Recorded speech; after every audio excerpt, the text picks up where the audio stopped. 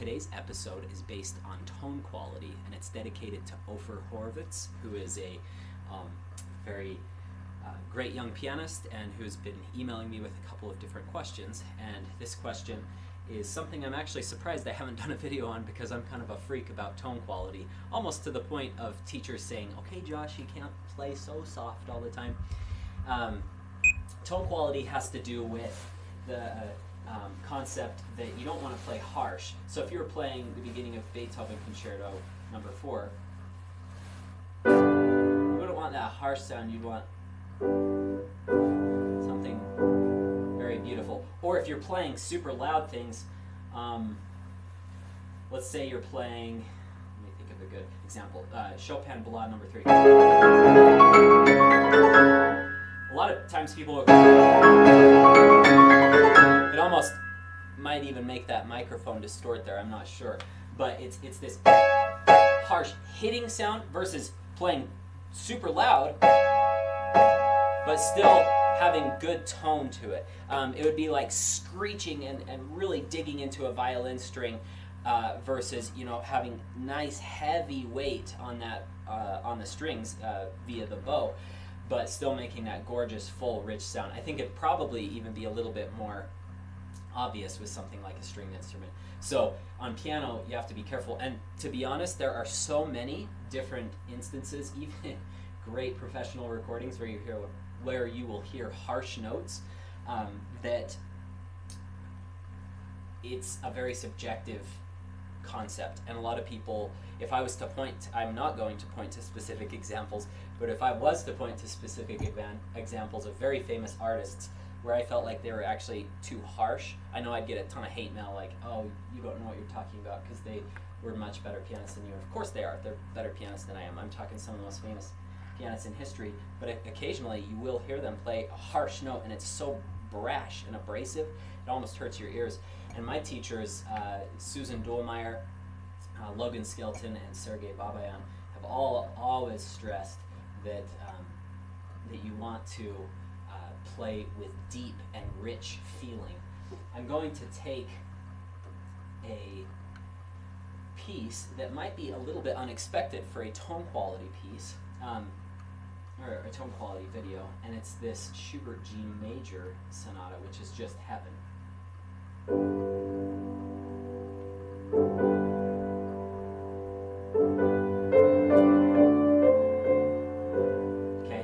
We've already established the fact that if you're playing really big chords, you don't want to come from above. You always want to play from the keys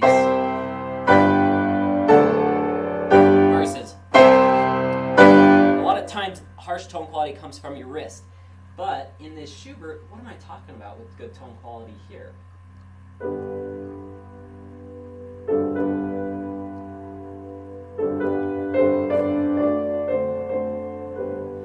To do with how the melody is voiced, how you're sinking your weight into the keys. So the weight comes from the arm, travels through the wrist, down into a pretty solid fingertip, but the hand itself can have a little bit of give. And that's at least how I think of varying dynamics. So if I want to play something rich and beautiful, let's say that this was written forte or fortissimo, I'd still play from the key, and I'd have less give in my wrist. It would stay more solid. So I'm not going to, you know, let it sink, you know, as much. Not as much rubbery feeling here. It'd be a little more solid, but you'd still play from the keys in order to get a good tone quality.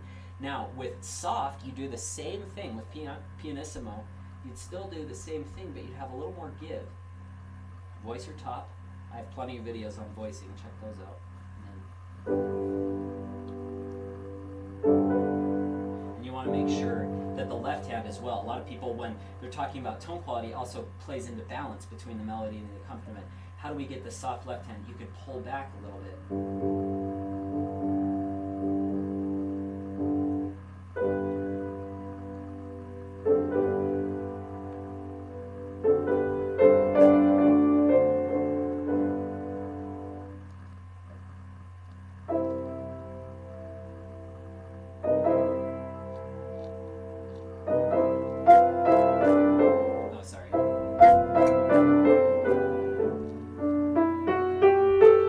Mezzo forte.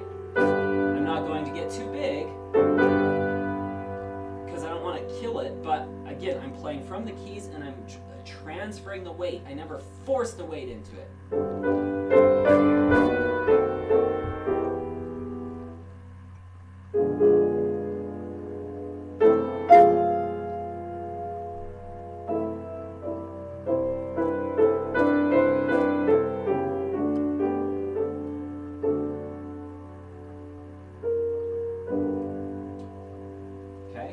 Let's talk about a totally extreme different example. Let's maybe take the coda of the second ballad. I've been performing all the ballades quite a bit lately, and I always demonstrate with the first ballad because I've known it the longest. But we'll take something like...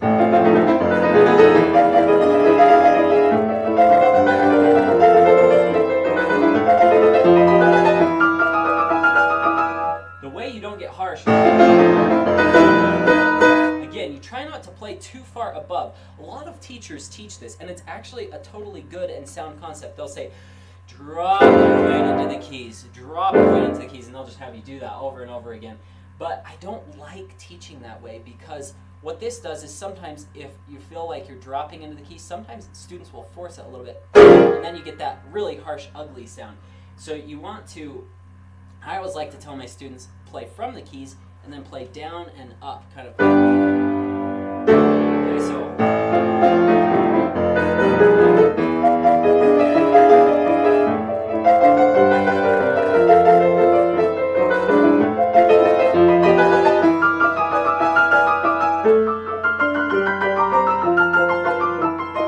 Okay, now fast. Those got a little harsh at the end. Let's see. I should also mention that tone quality is often derived from tension. Bad tone quality is often derived from bad tension in your hands. So if you have a tense hand versus that still sounds nice and loud, but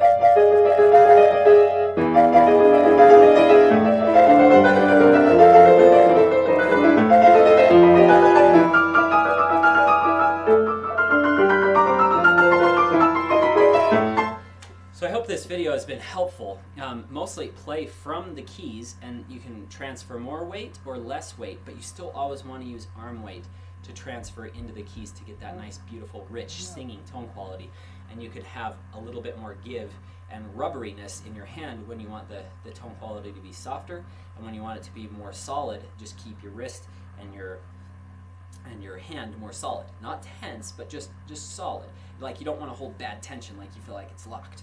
I hope this has been helpful. If any of you have any questions, my email is josh@joshwrightpiano.com. You can check out, if you want to hear the Schubert G major, it is on our new meditation CD that my wife and I recently released. So I will link an iTunes link to that below, and also a link to my website, and you can purchase a signed copy if you're interested in that for yourself or for a gift. So thank you so much. Have a great week.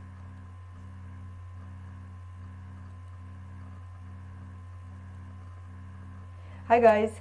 Have you ever had days or even weeks where everything seems to go wrong during your practice?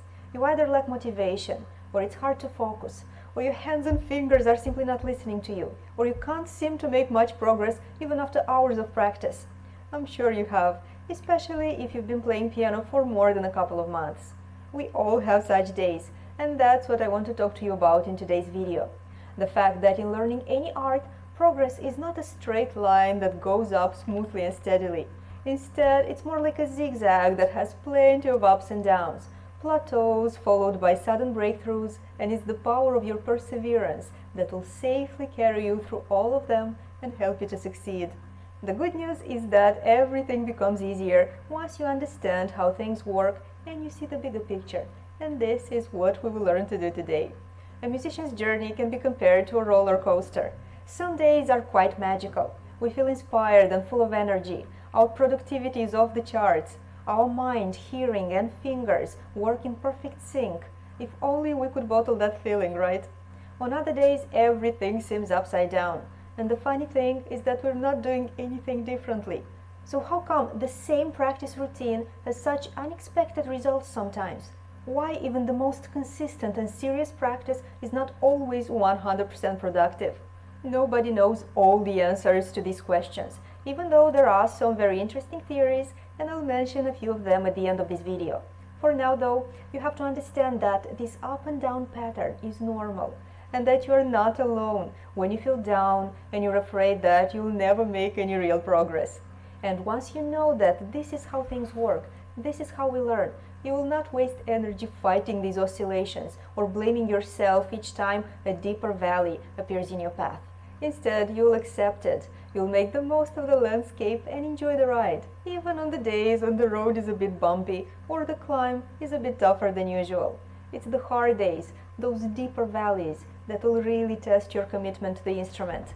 On those inevitable days when you can't seem to do anything right, you may be tempted to give it all up. Watching TV, checking email or social media, anything will feel more tempting than practicing the piano.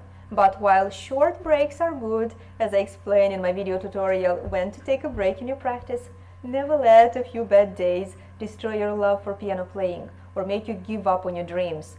Remember that musical progress is not linear, and that uninspired days will follow those productive days, just like night comes after day. Have you ever looked at one of those huge paintings?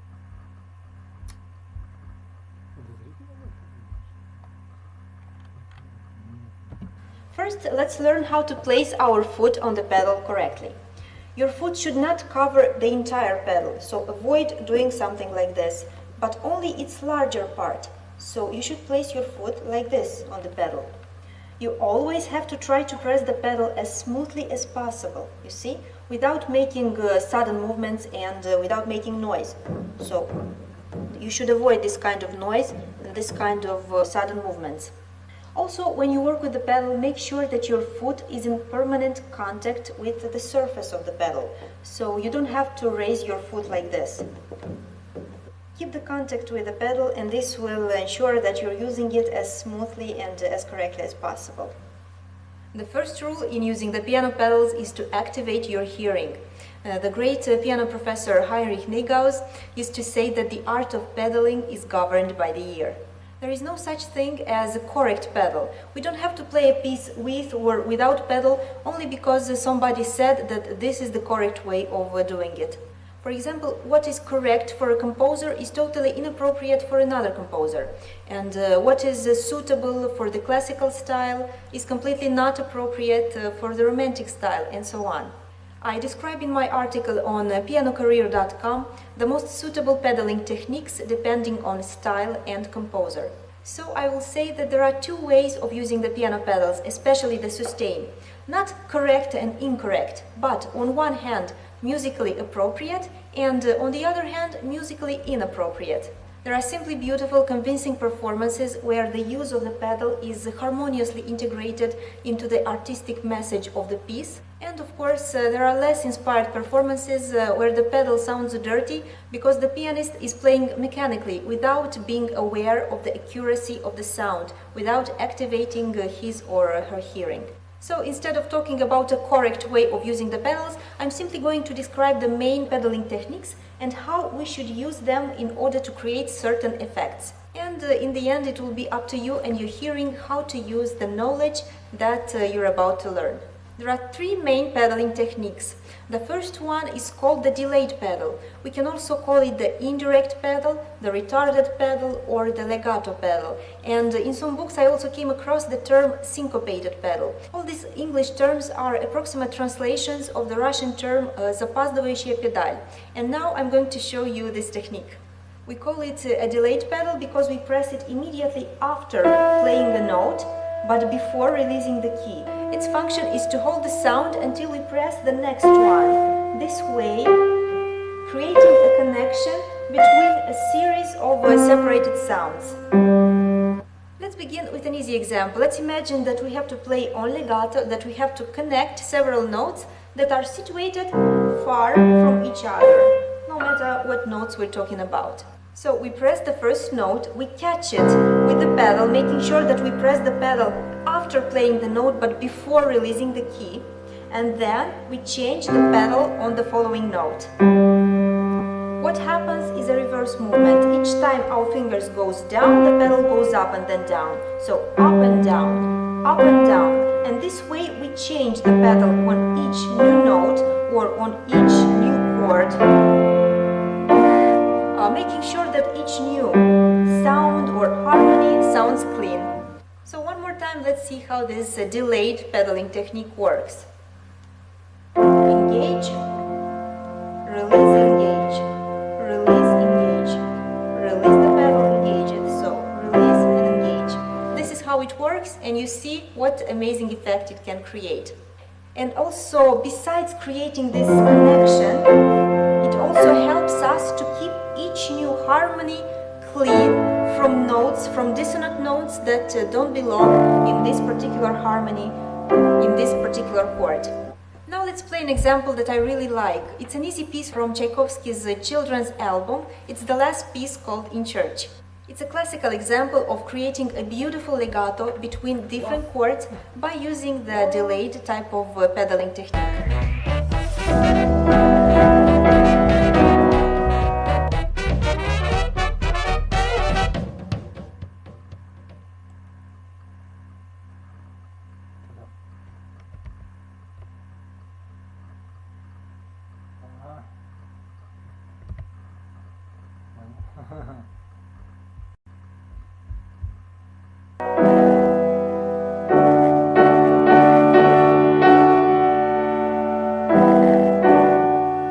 Also, please notice that I don't change the pedal on each chord. For example, this is a G chord, and I'm not changing the pedal each time I repeat this chord. I'm changing it only on each new harmony.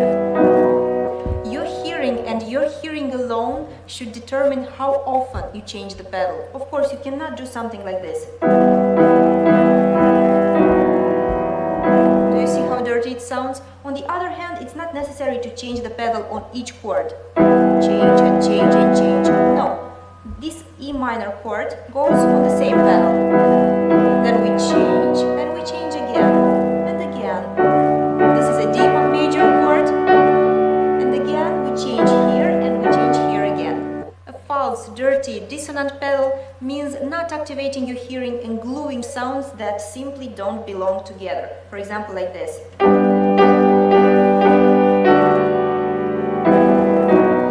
Sounds awful, let's face it. So we covered the first pedaling technique, also called the delayed pedal. Now we'll move to the next one, to the simultaneous pedaling technique, also called the direct pedal. We don't use this technique for creating a connection or for making a beautiful legato. We need it only for accenting a certain chord or a certain note, for making it sound deeper, more important, more intense. This pedal is useful in playing pieces with a sharp, exact, dancing character, especially in waltzes. So let me give you an example from Grieg's Waltz Opus 12, number 2.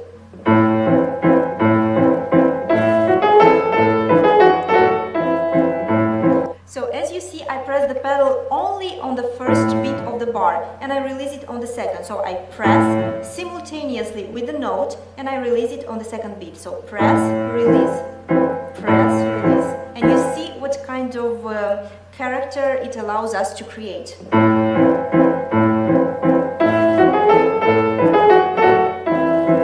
So this type of pedaling technique allows us to feel the rhythm of the piece better.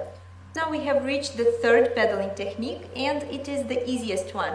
It's called the preliminary pedal. It means pressing the pedal before playing the first sound of a certain piece. Sometimes we can use this type of trick for activating all the resonating properties of the piano, so that when we begin to play, the sound will be really deep and really intense, because it will have the backup of all the other strings. Because as you all know, when we press the sustain pedal, all the dampers are being raised and the strings, all the strings are free to resonate. And when we press the first chord of a certain piece, it already has a very intense sonority, a very deep one. Now that I showed you the main pedaling techniques, I should also mention that there are several gradation types in using the right pedal, the sustain pedal. Yes, that's right, there are different ways of pressing the right pedal. We have the full pedal, the half pedal and also the quarter pedal. But since the last one is a really subtle and complicated technique, we'll cover it sometimes in the future. For now, we'll talk only about the full pedal and the half pedal. The full pedal is the easiest one. It means pressing the pedal all the way down and then raising it or changing it all the way up. With the half pedal, things get more interesting. This technique is not necessary for beginners, being usually explained only to advanced students. I'll write about this type of pedal gradation in my article about the art of pedaling on pianocareer.com. And now I'll only say that it is extremely useful when we have to play multi-layered music, for example, piano transcriptions of Bach's organ works, where we have 3 staves instead of 2, and we have, for example, to hold the bass note and at the same time change the pedal and make the higher registers sound really clean, really transparent and detached. And it's also useful in playing orchestral transcriptions and other complex piano works. And now a bonus pedaling technique, which is called the gradual release of the pedal. It is especially useful in the end of the piece when playing the final chord or the final note. So let's imagine that we're playing a certain piece which ends with a D minor chord. And please compare. Now I'm playing this chord. And now I released the pedal abruptly. And now I'm playing the same chord and I will release the pedal gradually, allowing the sound to fade naturally until it disappears.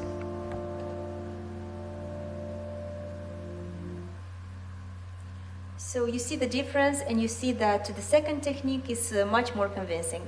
My tutorial also has another part, which is understanding pedal notation. I covered this topic in my article on Piano Career as well, and I also describe how to use the pedal depending on the epoch when the piece was written and also depending on the style of the composer. As a conclusion, I will say that no matter what piece you play, you don't have to follow the pedal indications from your score literally by pressing and releasing the pedal in the exact place, the exact millimeter where the composer or the editor indicated. Yes, you should use these indications as, let's say, road directions, but in the end you have to trust your own sense of style, your own hearing, and do not allow the sonority to become dirty, to become cluttered with sounds that do not belong there and do not match the style, the character and the atmosphere of the piece.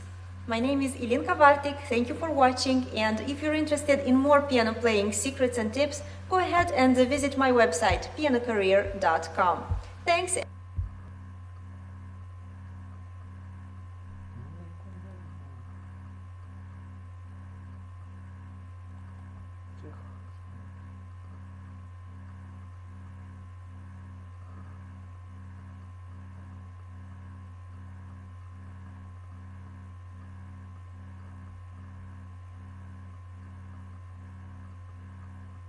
Hi everyone, this is Josh with Josh Wright Piano TV. Today's episode is a pretty hot topic on Quora. I had such a good response to my video called "Is it too late for adults to start piano?" That I thought I would just research more of the hot questions on that site in regards to piano playing. And one of the big topics is, how can I study piano if I can't afford a piano teacher? Or what are some of the tips that you'd go over? As many of you know, my #1 tip for getting good at piano, besides working hard, is to get the best teacher you can afford. But I understand probably a lot of you that are watching this video can't afford piano lessons, which is why you're turning to YouTube for tutorials. And I think YouTube's a great resource for supplementing as well if you are in lessons. But I did want to address this concept. I obviously think taking lessons and having a guide to help you is the most intellectual thing you can do, and a good quality teacher. I mean, you can waste so much money with a poor teacher. If you don't feel like you're progressing with your current teacher, you should switch. And that's just that's just good market economics, I guess. If, you know, supply and demand for the best teachers can sometimes come at a price. But beyond that, if you can't afford a teacher, I put together a little list here.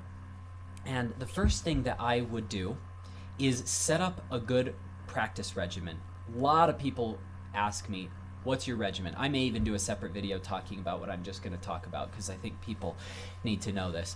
The way I teach almost every student until they become very advanced is I will do a technique, a reading or like a sight reading or quick study. By the way, quick study means that you're learning a piece in a week or two. So it's something that you check off quickly, or it can just be straight sight reading. And then the third thing is repertoire. So technique could be scales, it could be arpeggios, triads, seventh chords. I usually take my students through all of those first. And if they're little kids and they can't handle like 4-octave scales, maybe I'll do 2 octaves at a time, or I will start them off in like a dozen a day or finger power or something like that. I'm going to link those books below. I'm also going to link a ton of other books below from my other video, Is It Too Late to Learn Piano? You can check those out. Faber Piano Adventures adult course is an awesome course in 2 books that you can get through. And I think real bright young kids could get through it just fine too. If they're real small, like 5 or 6 years old, I would definitely recommend starting in the kids' books though. There's like Czerny exercises, Hannon, Schmidt. There's some fun books called Jazz, Rags, and Blues. So I'll link all of those in the description below. So the first big piece of advice, if you can't afford piano lessons, set up a good regimen for yourself. Let me go through and tell you how I would divide that. What I would do is I would probably do, if you're doing an hour, let me go through and tell you how, piece of advice, if you can't afford piano lessons, set up a good regimen for yourself. Let me go through and tell you how I would divide that. What I would do is I would probably do, if you're doing an hour a day, I would do probably 15 minutes, maybe 20 minutes on technique. And so if you are trying to squeeze in scales, arpeggios, triads, seventh chords into 20 minutes, it's not going to be high quality. Maybe just stick with a scale. If you have more time, you can work on more skills.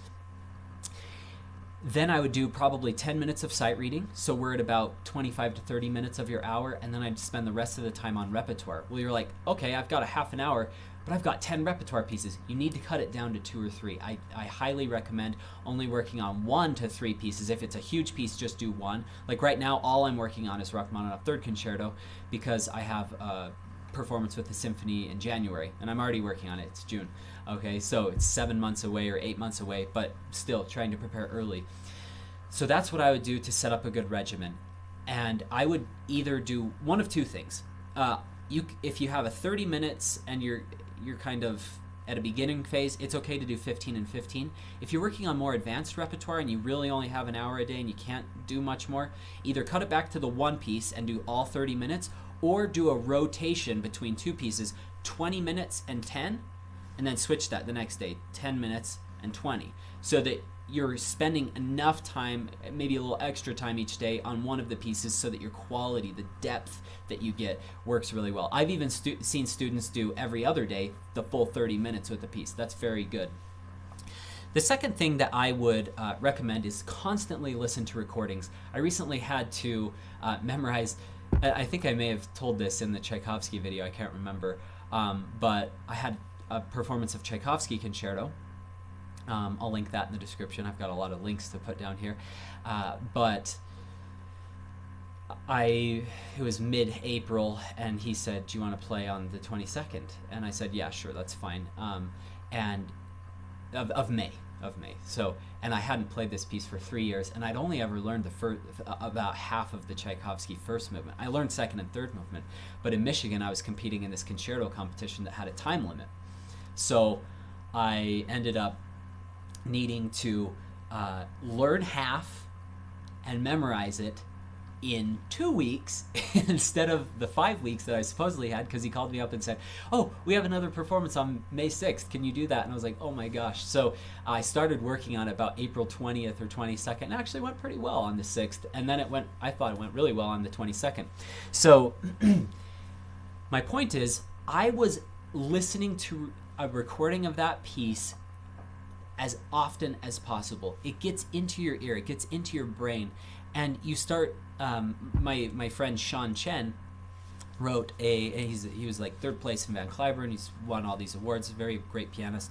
He mentioned in this thing, in his blog, you can just Google his name and it will link to his blog, and he said, one of the biggest thing is getting the piece in your ear. And I thought, well, yeah, duh. But the way he said it was very thoughtful. He said, what it allows you to do is to start to develop the structure of the piece in your mind as you listen to it. So that's tip number 2. Tip number 1, set up a good regimen. Tip number 2, listen to a recording of your pieces constantly. It will help the learning process tremendously. And then also listen to good recordings of other stuff. You develop a lot as a musician, especially if you're not taking lessons with a teacher. You can learn a lot from other recordings and just listening to pianists in general. My third piece of advice seems a little counterintuitive, but it seeks supplemental lessons when possible. So if you can afford a once-a-month lesson or once every 2 months, that's better than nothing. A lot of people say it's all or nothing. You know, I'm either taking lessons or I'm not. But it's nice to occasionally go to an expert teacher and have them help you fix little things here and there along the way if you can't afford weekly lessons with them. 4, record yourself and listen back. This is one of the most important things that none of us really do enough. I definitely don't do it enough because it's painful to listen back to yourself, totally suck it up on a recording of even your practice sessions, but it is one of the quickest ways to improve. Let me grab this mic over here. This is the mic I recommend. So this is like a $900 microphone, and I use this to record albums with and most of my videos at this point. This is an AKG 414. But this one is very affordable and it's awesome quality, especially just for recording at home. This is Yeti Silver Edition. I'll link that in the comments below as well if you want to check that out. The last piece of advice is play on different pianos. Obviously, if you have a teacher that you're going to their house, sometimes teachers come to your house, but if you're going to a teacher's house weekly, you're playing on a different piano. So tip number 5 is to expose yourself as much as possible. Maybe that means going to a different piano store in your area. If you have a few different ones, maybe you go in once a week and try out your pieces on one of those because you're going to be buying a piano or something like that. If you have friends that have grand pianos, or I'm a member of a church, and my church, every church in my whole organization, I'm LDS, and every church has a grand piano. And most Catholic churches and Presbyterian churches and Lutheran churches that I've been in, they all have pianos. So check that out if you have a chance to play on a grand piano, especially. The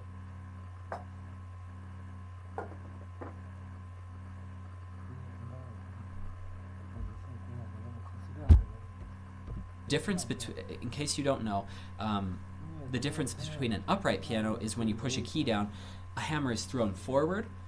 So it's a vertical string board, like a soundboard with string. Upright piano is when you push a key down, a hammer is thrown forward.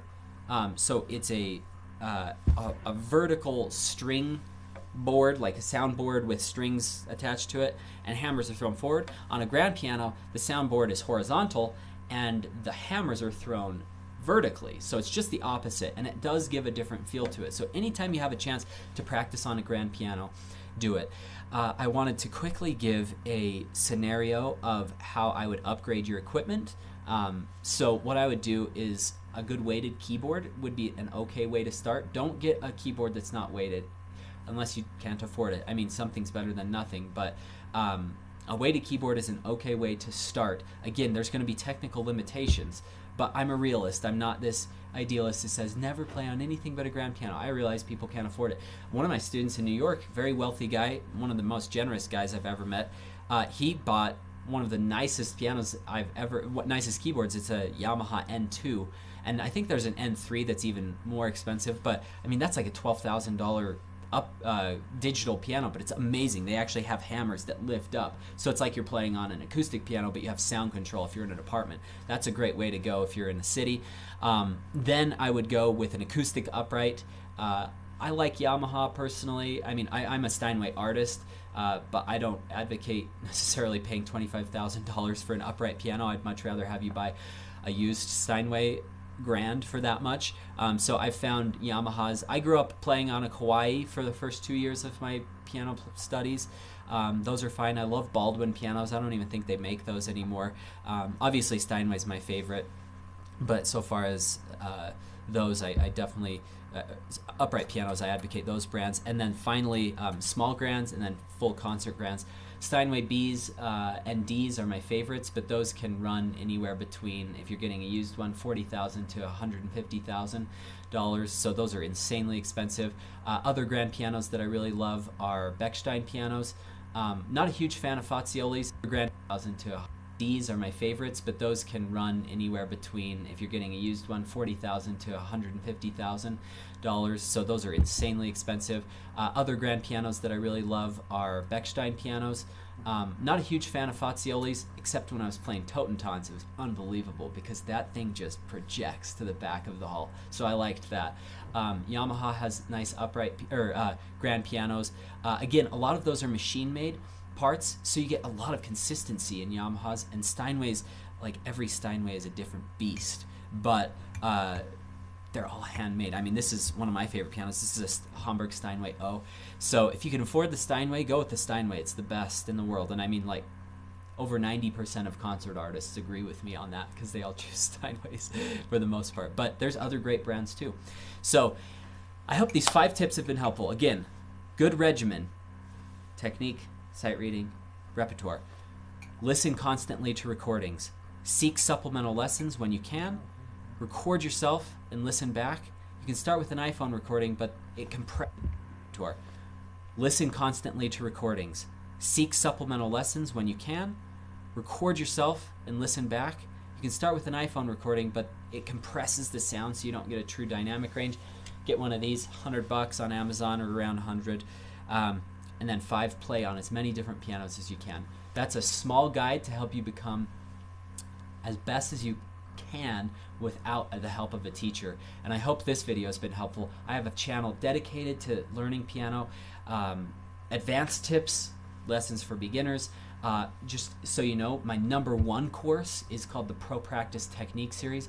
When I say it's my #1 course, it's the #1 course I recommend, and it's also my highest selling course because it's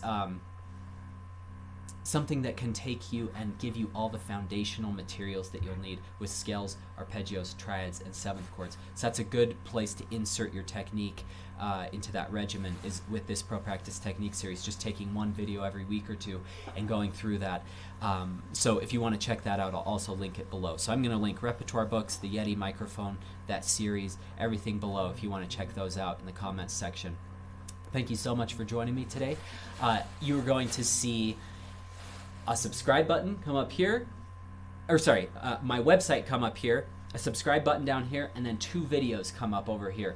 If you'd like to keep watching, please subscribe if you haven't already, and check out my website for a lot of free resources as well. Have a great week. Good luck in your practicing.